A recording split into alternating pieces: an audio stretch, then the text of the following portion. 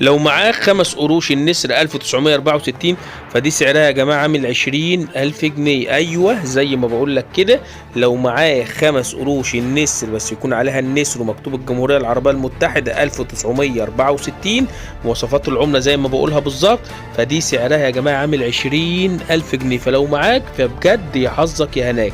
بس قبل ما أقول لك ليه سعرها عامل 20,000 جنيه وإيه المواصفات اللي فيها اللي خلتها بالسعر ده، فبطلب من حضراتكم لو أول مرة تشوفوا الفيديو بتاعنا ان انتوا تعملوا لنا لايك للفيديو واشتراك عندنا في القناه وتفعلوا زر الجرس عشان يوصل لكم كل جديد. اما لو انتوا بتشوفونا على الفيسبوك فتعملوا لنا لايك وشير ومتابعه وتسمعوا الفيديو لاخر الفيديو. هقول لكم على حاجات كتير هتفيدكم في سوق العملات النادره والشحيحه، وهقول لكم كمان على 4 اماكن تبيعوا فيها العملات، وهقول لكم كل ما يخص على اسعار العملات النادره وسوق العملات النادره والشحيحه واماكن بيعها و4 اماكن للبيع. فبطلب منكم ان انتوا تعملوا لنا اشتراك في القناه وتفعلوا زر الجرس، ولو انتوا بتشوفونا على الفيسبوك فتعملوا لنا لايك وشير ومتابعه. يلا بينا نخش دلوقتي جوه الفيديو.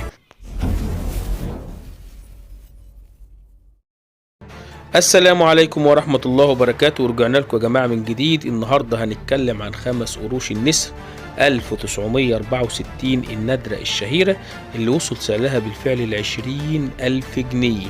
وصل سعر ال5 قروش النسر 1964 إلى 20,000 جنيه. طب إيه المواصفات اللي فيها اللي خلت سعرها وصل ل20,000 جنيه؟ أهم حاجة مواصفات العملة يكون بالآتي: أول حاجة الظهر مكتوب عليه الجمهورية العربية المتحدة ومكتوب 5 قروش ومكتوب 1964. أما الوجه يكون عليه نسر وفي نجمتين جوه النسر بيرمزوا إلى كل من مصر وسوريا. دي مواصفات العملة. يبقى مواصفات العملة يا جماعة 5 قروش ويكون على الوجه نسر ومن الظهر مكتوب 1964 ومكتوب الجمهورية العربية المتحدة. فلو معاك العملة دي يا جماعة فدي سعرها عامل 20,000 جنيه. العملة ديت كلها مصنوعة من الألمنيوم، مصنوعة بوزن 7.5 جرام، وكمان القطر بتاعها 23 ملي.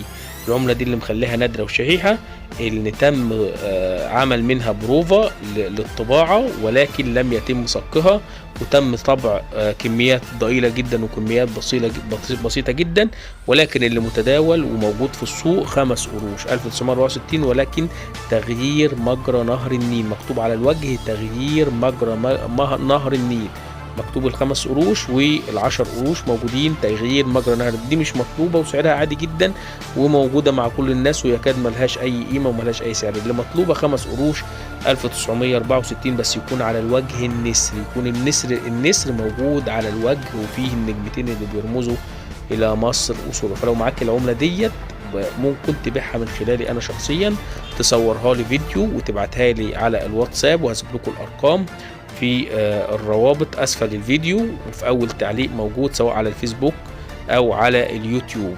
تبعتوا لنا من خلال الواتساب ونشوفها ونقيمها، ولو هي نفس المواصفات نشتريها ب20,000 جنيه. طب تبيعها فين تاني؟ تبيعها من خلال 4 اماكن سواء موجوده في الاسواق الحره اللي موجوده في مصر واسكندريه، وسايب لكم العناوين موجوده في الرابط اسفل الفيديو بالتفصيل. كذلك تبيعها من خلال المتاجر الإلكترونية اللي موجودة على الإنترنت، اللي موجودة على وسائل التواصل الاجتماعي على جوجل، سواء هي جوميا أو علي إكسبريس أو أمازون أو إي باي، العديد من المتاجر الإلكترونية اللي تبيعها فيها. طيب تبيعها فين تالت؟ تبيعها من خلال المزادات اللي موجودة على الفيسبوك، في الجروبات اللي موجودة على الفيسبوك، وسايب لكم برضو أهم الجروبات اللي موجودة على الفيسبوك وفي الروابط أسفل الفيديو.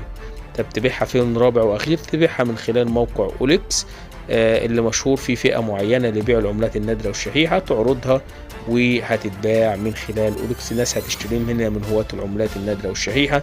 انا كده خلصت الفيديو يا جماعة، فبطلب من حضراتكم ان انتوا تعملوا لنا لايك للفيديو ومتابعة عشان كل فيديوهاتنا توصل لكل المهتمين بسوق العملات النادرة والشحيحة. هجيب لكم جميع انواع العملات واسعارها واماكن بيعها كمان، واقول لكم ليه الاسعار بتاعتها بتوصل للسعر ده. فبطلب من حضراتكم ان انتم تشتركوا في القناه وما تبخلوش علينا بلايك وتعليق عشان فيديوهاتنا توصل لكل الناس. والسلام عليكم ورحمه الله وبركاته.